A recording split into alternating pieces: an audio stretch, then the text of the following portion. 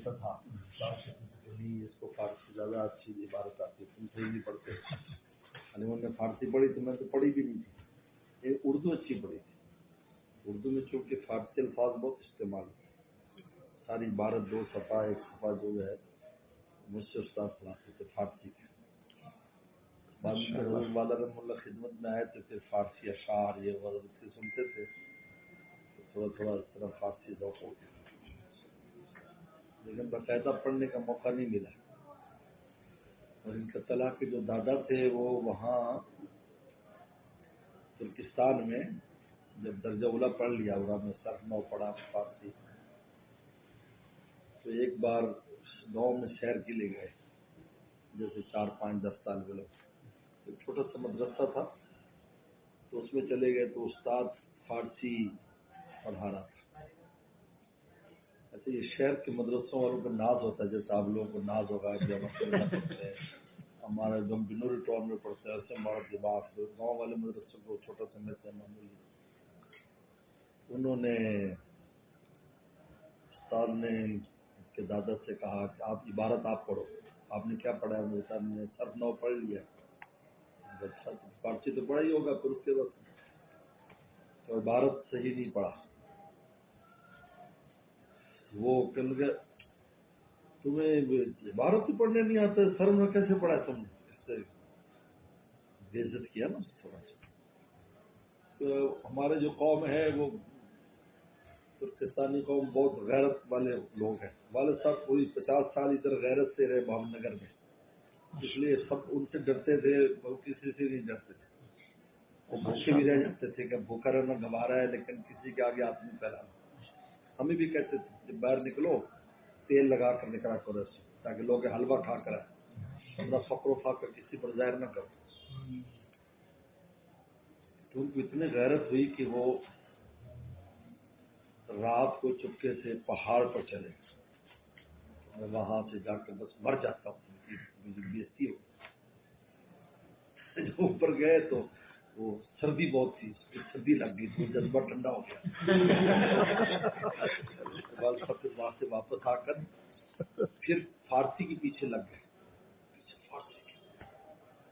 تو فارسی 100 استاد سے پڑھا ایک سال میں 100 استاد فارسی میں والد صاحب کا.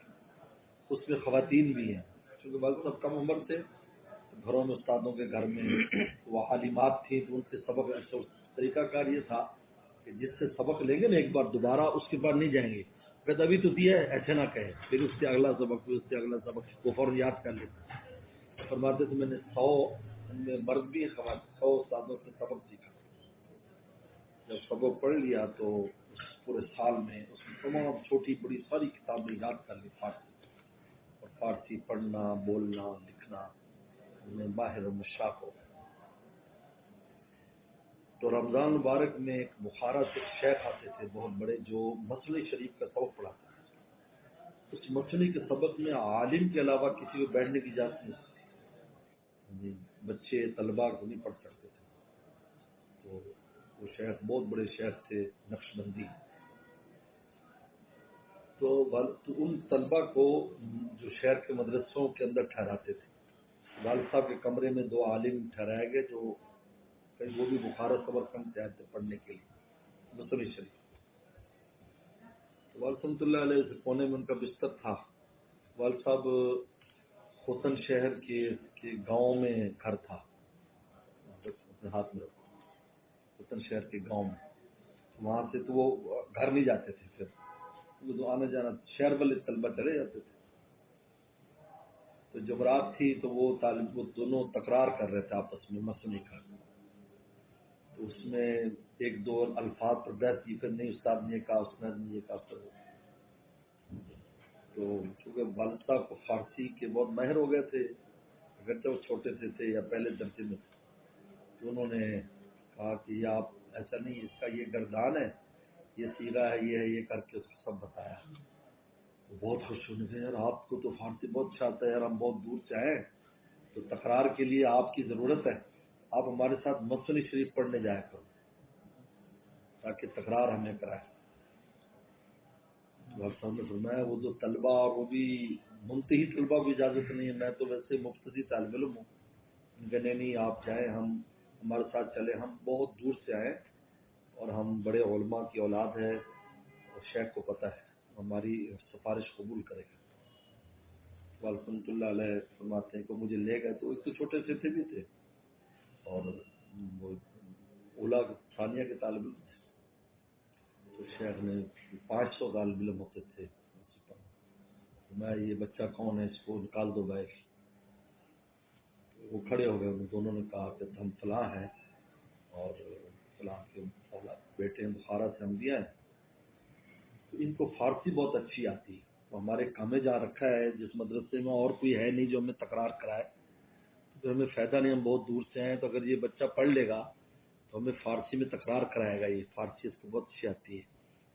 پھر وہ شیخ نے امتحان لیا 2-4 لفظ، تو بال سے پوری گردان پڑھ کر کے بتایا کہ اس درجہ اولا ثانیہ میں مصری شریف اس شیخ سے پڑھی والد صاحب نے، یعنی اسی وقت سے ان کے اندر تعلق محلہ کا بیج پڑ گیا جب وہ اولا ثانیہ میں تھے، اور پھر ان کو تکرار کراتے تھے ان دونوں کو فارسی میں، فارسی کا کہ یہ لفظ ہے، یہ لفظ ہے، اس لیے ان پر جو کیفیات تھیں یعنی اول یوم سے کاملین کی عجیب و کیفیات تھی، اوپر وہ اپنی فارسی کا قصہ میں سنایا کرتے ماشاء اللہ۔ سبحان اللہ۔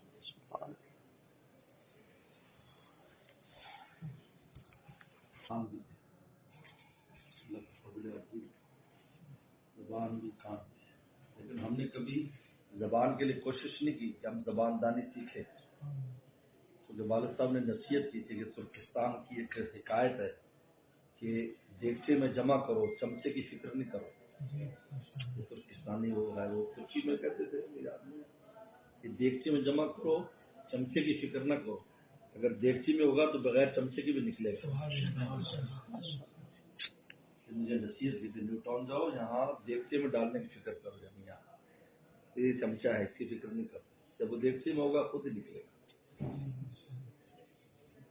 ہم نے تقریریں بنانے میں کبھی مشق نہیں کی، بس سیکھنے سکھانے میں زندگی لگائی، خوب سنیں، مطالعے سے یہ سن کر بات یاد ہو جائے، زبان سے خود یہ نکل رہا ہے۔ زبان اور کان جو ہے، زبان بیچتی ہے مال اور کان خریدتی ہے۔